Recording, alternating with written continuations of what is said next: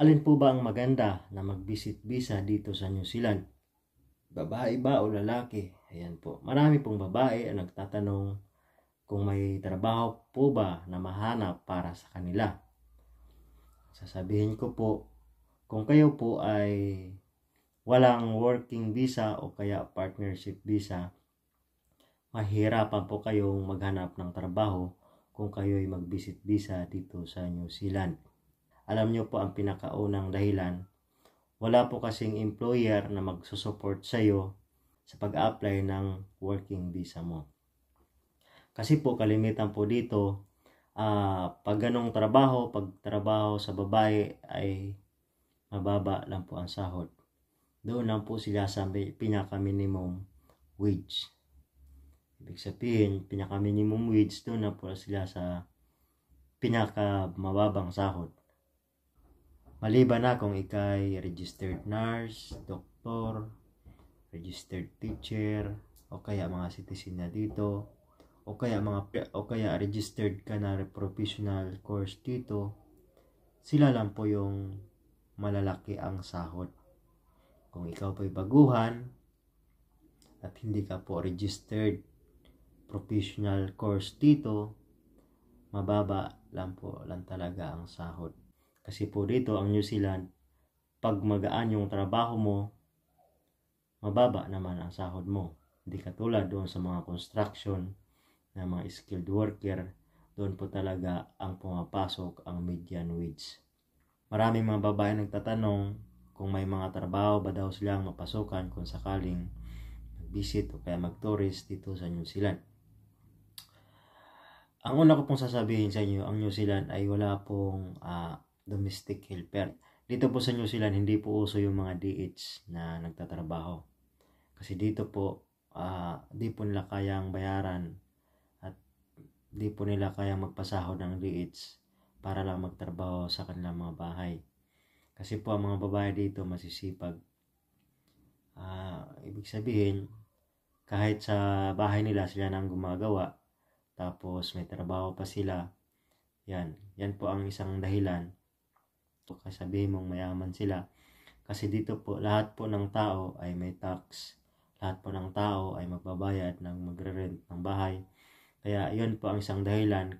Kaya wala pong DH dito sa New Zealand. Kung ikaw babae, gusto mo rin pumunta dito at mag-tourist at mag-visit visa sa iyong mga kamag-anak, visit visa dito sa New Zealand at mangarap kayong makapasok ng trabaho, pag-isipan nyo kasi mahirap po na pumunta dito at saka mag-asam-asam ka na makahanap ka ng trabaho. Kasi po kalimitan po dito sa mga nagbibisit visa, hindi po talaga nakakahanap ng trabaho. Bakit? Ano ba ang dahilan? Kasi ang mga babae po dito ay wala po masyadong trabaho para sa kanila. Mayroon man nag-hire ng trabaho para sa babae, yung magagaan na trabaho para lang sa babae ay mababa po ang sahod. At saka ang kalimitan kinukuha nila yung andito na residence na o kaya local dito. Yun po ang kalimitan nilang kinukuha kasi po kaya po nilang pasahorin doon sa pinaka-minimum na sahod dito sa New Zealand. Pero kung ikaw po ay dayuhan o kaya ikaw ay expat, hindi po nila kayang mag-support ng visa para sa iyo. Kasi po, pag sila po ay mag-support ng visa, kailangan po accredited sila na employer at saka kailangan po nilang mag-advertise na sa ganong position ay kailangan nilang tao. Pag wala pong mag-apply na local dito, saka pa sila pwedeng kumuha ng expat o kaya migrant workers.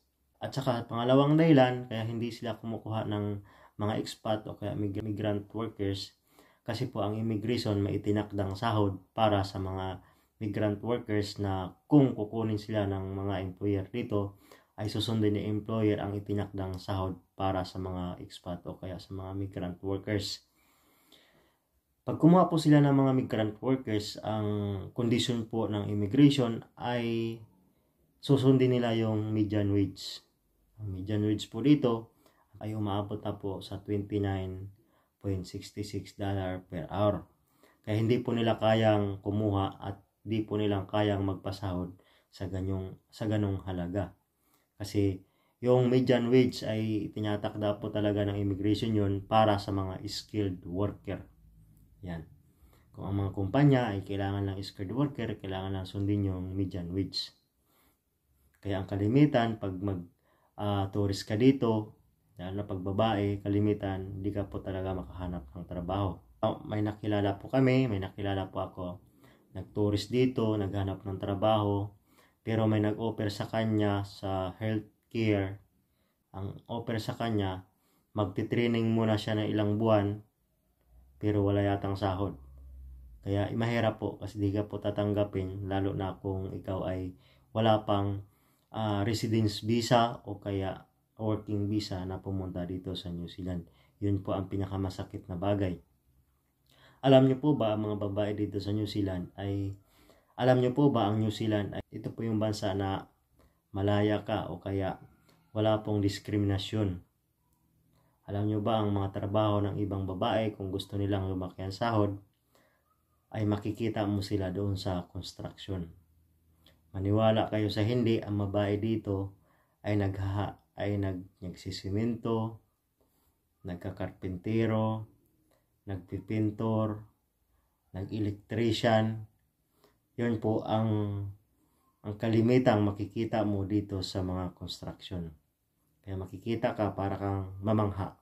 Kahit ako, namangha ako dahil dito na ako nakakita ng mga babaeng nagtatrabaho sa construction. Kaya kung ikaw ay mag-tourist dito at saka mag-visit visa dito, kung ikaw ay babae at saka wala kang work visa, sasabihin ko po sa iyo na mahirapan ka po maghanap ng trabaho. Kaya kung may plano kang mag-visit dito, huwag mo pong asahan na pagdating mo dito ay makakahanap ka ng trabaho. Maliban na lang kung may kamag-anak ka na papuntahin ka dito at mangako na pagdating mo dito, may employer silang nag-aantay para sa iyo. Yun po yung isa kong masasabi. Yun po, kung may ganun ka pong kamag-anak, swerte ka po kasi sigurado po yung makakapasok ka ng trabaho. Kasi dito po, ang mga babae, kalimitan po halimbawa, mga expat, kalimitan po may mga asawa. Pagdating po dito, ang hawak po nila ay partnership visa. Nung nakaraan po, ang mga babaeng pumunta dito, partnership visa, madali po silang makahanap ng trabaho kasi pagdating nila dito, yung mga employer, hindi na sila mag-apply pa ng visa para sa'yo. At saka, pagdating nila dito, medyo tatanggapin nila kahit anong offer kasi ganun talaga ang patakaran, kahit di man kalakihan, kung sila ay naka-partnership visa, tatanggapin po nila yun kasi sila po ay parang open visa. Yun lang po ang kagandahan sa partnership visa kasi kahit saan pwede silang pumasok ng trabaho. At tinakailangan, basta may mag-hire sa kanila ng trabaho, kontrata, permit ng kontrata, tapos hindi na po sila mag-apply ng visa kasi yung visa po nila ay partnership visa. Yun ang kagandahan po pag partnership visa kasi open po sila kahit sa anong trabaho. Pwede po silang pumasok kahit anong trabaho na gusto nila. Kaya doon sa mga may balak na mag-tourist para maghanap, ang masasabi ko lang po, pupunta lang po kayo dito para mag-enjoy. Para po maggala-gala at ikutin ang buong New Zealand kung kayo ay mapera. Pero wag po kayong umasa na pagdating niyo dito ay makahanap kayo ng employer kasi baka malungkot lang kayo at ma-stress lang kayo sa kakahanap at sa kakaantay kung kailan ka makapasok ng trabaho. Kaya sana nakakatulong sa iyo at sana maihanda mo yung sarili mo kung sakaling ikay mag-visit visa na pagdating mo dito ay hindi yung inaasahan mo na makakahanap ka ng trabaho. Kaya maraming salamat at good luck sa iyo at i-enjoy mo lang ang buhay at i-enjoy mo ang pagdalaw dito sa New Zealand. Kasi maganda talaga ang mga tanawin dito kasi sila po ay eco-friendly at saka malinis po talaga ang kapaligiran nila. Kaya maraming salamat. Good luck. Bye bye.